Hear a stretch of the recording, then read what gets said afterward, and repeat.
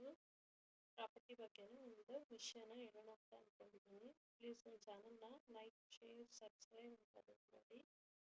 ನಾನು ನಿಮಗೆ ಯೂಸ್ಫುಲ್ ಆಗುವಂತಹ ಪ್ರಾಪರ್ಟಿ ವ್ಯಾಲ್ಯೂಷನ್ ವೀಡಿಯೋಸ್ನ ಹಾಕ್ತಿದ್ದೀನಿ. ಇವತ್ತೇನಪ್ಪ ಅಂದರೆ, ನಮ್ಮ ಹತ್ರ ದುಡ್ಡಿರುತ್ತೆ ಸೈಟ್ ತಗೋಬೇಕು ಅಂತ ಅನಿಸ್ತಾ ಇರುತ್ತೆ. ಬಟ್ ನಾವು ಮಾಡೋ ಒಂದು ಮಿಸ್ಟೇಕಿಂದ ಲಕ್ಷಗಟ್ಟಲೆ ಲಾಸ್ ಆಗುತ್ತೆ. ಒಂದೊಂದ್ಸಲ ದುಡ್ಡಿದ್ರು ಸೈಟ್ ತಗೊಳಕ್ಕಾಗಲ್ಲ, ಆ ಥರ ಆಗುತ್ತೆ. ಏನಪ್ಪ 5 ಮಿಸ್ಟೇಕ್ಸ್ ಅಂತ ಹೇಳ್ತೀನಿ. ಲಾಸ್ಟ್ವರೆಗೂ ನನ್ನ ವೀಡಿಯೋ ನೋಡಿದ್ರೆ ನಿಮಗೆ ಗೊತ್ತಾಗುತ್ತೆ. ಫಸ್ಟ್ ಬಂದುಬಿಟ್ಟು ಚೀಪೆಸ್ಟ್ ಸೈಟ್ ರೇಟ್ ಟ್ರ್ಯಾಪ್. ನಮಗೆ ಚೀಪಾಗಿ ಸೈಟ್ ಸಿಕ್ಕಿದೆ ಅಂತ ಹೇಳಿ ಅರ್ಜೆಂಟಲ್ಲಿ ತಗೊಬಿಡೋದಲ್ಲ.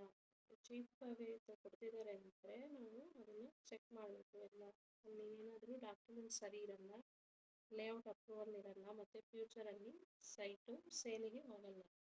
ಸೊ ನಮಗೆ ಚೀಪಾಗಿ ಸಿಕ್ಕಿದೆ ಅಂತ ತಗೊಳ್ಳೋದಲ್ಲ. ಚೀಪಾಗಿರೋವೆಲ್ಲ ಸೇಫ್ ಅಂತೂ ಅಲ್ವೇ ಅಲ್ಲ.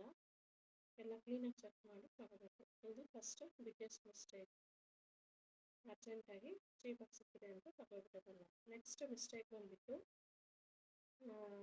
ಲೊಕೇಶನ್ ಚೆಕ್ ಮಾಡದೆ ತಗೋಬೇಕು.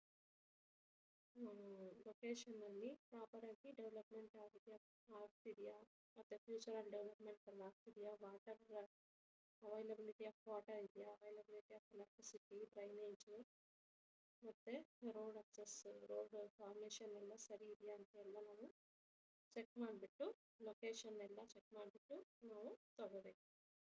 ಮತ್ತು ಇನ್ನೊಂದು ವಿತೌಟ್ ಅಪ್ರೂವಲ್ಸ್ ಏನೂ ಇಲ್ಲ ಅಂತ ತಗೊಂಡ್ರೆ ನಮಗೆ ಅದು ಪ್ರಾಬ್ಲಮ್ ಆಗುತ್ತೆ. DTCP ಅಥವಾ DMRD ಅಪ್ರೂವಲ್ ಇಲ್ಲ ಅಂದರೆ ನಮಗೆ ಪ್ರಾಬ್ಲಮ್ ಆಗುತ್ತೆ. ಲೋನ್ ಸಿಗೋದಿಲ್ಲ, ಫಸ್ಟ್ ಮೋಸ್ಟ್ ಇಂಪಾರ್ಟೆಂಟ್ ಲೋನ್ ಸಿಗಲ್ಲ, ಮತ್ತು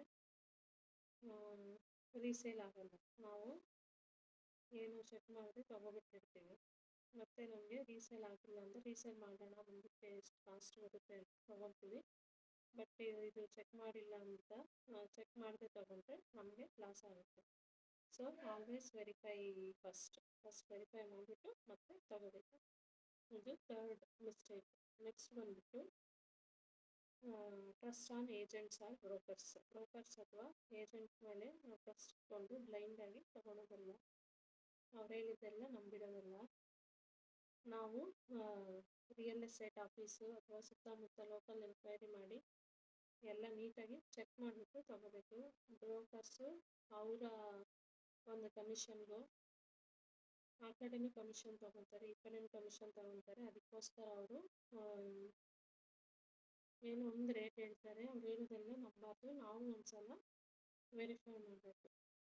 before trusting please verify yourself with local enquiry or real estate agents ಅಂತ ನಿಮ್ಗೆ ಗೊತ್ತಿರೋರ ಹತ್ರ ವೆರಿಫೈ ಮಾಡಬೇಕು. ಸುಮ್ಮನೆ ಡಂಬಾಗಿ ನಂಬಿಡೋದಲ್ಲ. ನೆಕ್ಸ್ಟ್ ಬಂದುಬಿಟ್ಟು before registration always check the documents. Without EC registration ಮಾಡಿಕೊಂಡ್ರೆ ತುಂಬಾ ಪ್ರಾಬ್ಲಮ್ ಆಗುತ್ತೆ. ECಯಲ್ಲಿ ಎಲ್ಲ ಮೆನ್ಷನ್ ಆಗಿರುತ್ತೆ.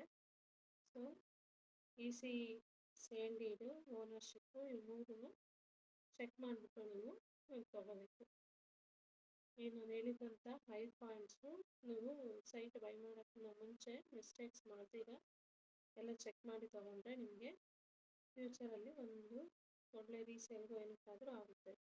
ಇದೆಲ್ಲ ಚೆಕ್ ಮಾಡಿ ತೊಗೊಂಡ್ರೆ ನಿಮಗೆ ಪ್ರಾಬ್ಲಮ್ ಆಗುತ್ತೆ. ಲೋನ್ಸ್ ಸಿಗಲ್ಲ, ಮತ್ತು ರೀಸೇಲ್ ಆಗಲ್ಲ, ಸ್ವಲ್ಪ ವೇಸ್ಟ್ ಆಗುತ್ತೆ. ಕೇರ್ಫುಲ್ಲಾಗಿ ನೋಡಿಬಿಟ್ಟು ತಗೊಳ್ಳಿ.